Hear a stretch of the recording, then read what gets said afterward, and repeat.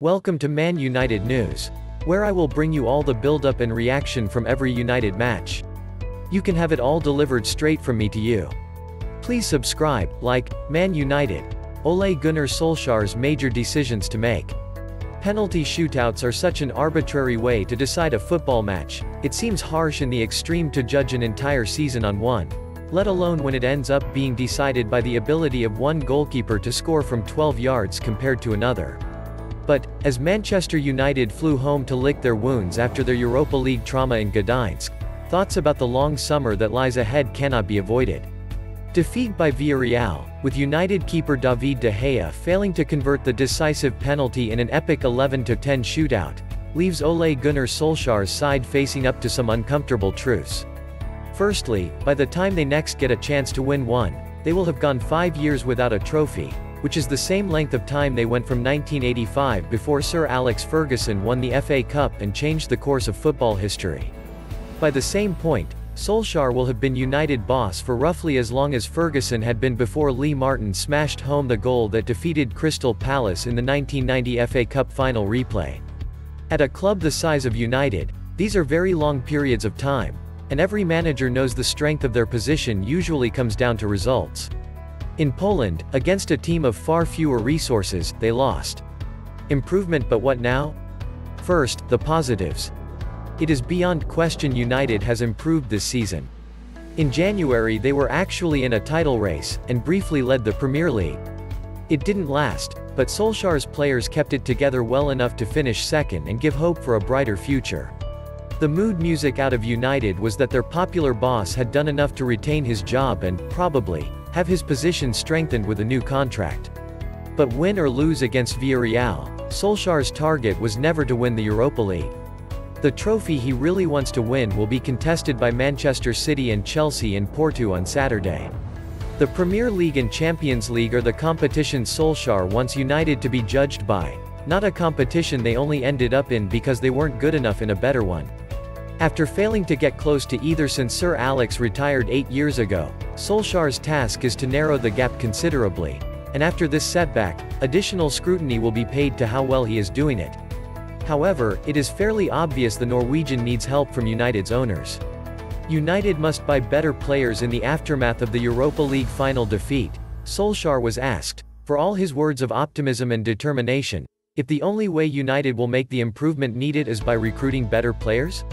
I've been delighted with the effort, the desire, the determination of the players.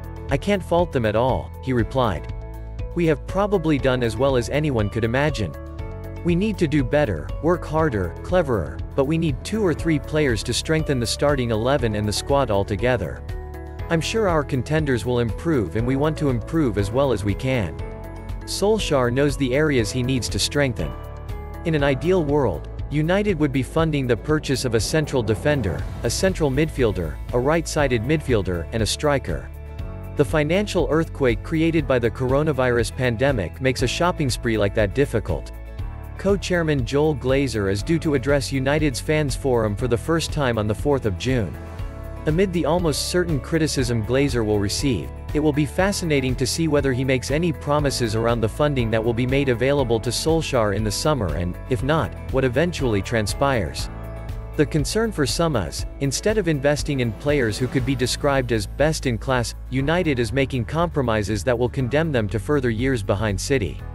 For instance, is the additional year Edinson Cavani will spend at Old Trafford a reward for the impact he has made or a serious attempt at addressing striking issues? Cavani has been excellent in the second half of the season but, at 34, he cannot be expected to carry United's attack, nor make the kind of impact expected from Harry Kane, whose Tottenham future is the subject of so much uncertainty. Defender Eric Bailly has been at United for 5 years. It is long enough to know his fitness record is patchy, while doubts remain over his ability. Despite this, and Bailly's own concerns about his perceived lack of playing time, United have just agreed on a 3-year contract extension that will keep the 27-year-old at the club until 2024. Victor Lindelof's current deal expires at the same time. Phil Jones, who hasn't played since January 2020, has a contract to 2023. Given United's wage bill is among the highest in Europe, The situation raises the prospect of funding departures or being forced to keep players Solskjaer does not feel are at the levels he needs to challenge City. Indeed, after waiting 87 minutes to make a change in last season's Europa League semi-final defeat by Sevilla and leaving it until extra time to alter his side this time around in Poland, Solskjaer evidently does not feel his backup players are capable of improving a difficult situation during a game. What is going to happen with Pogba? Then there is the situation around Paul Pogba. Lauded and criticized in equal measure, Pogba's contract expires next summer. Controversial agent Mino Raiola has said Pogba deserves a massive new contract or he could leave. Sometimes, Raiola is best left to his comments. But, on this occasion, he might well be right. For the money United pays Pogba, he has to deliver in the biggest games. Against Villarreal, he adhered to the views some have of the Frenchman that if he doesn't start a game well, he hardly ever improves.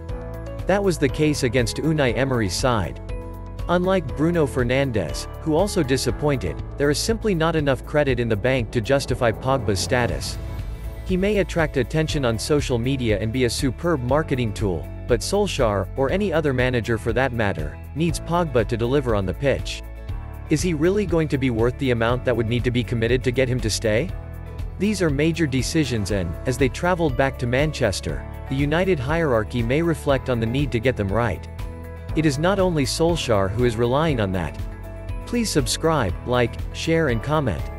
Thanks for watching.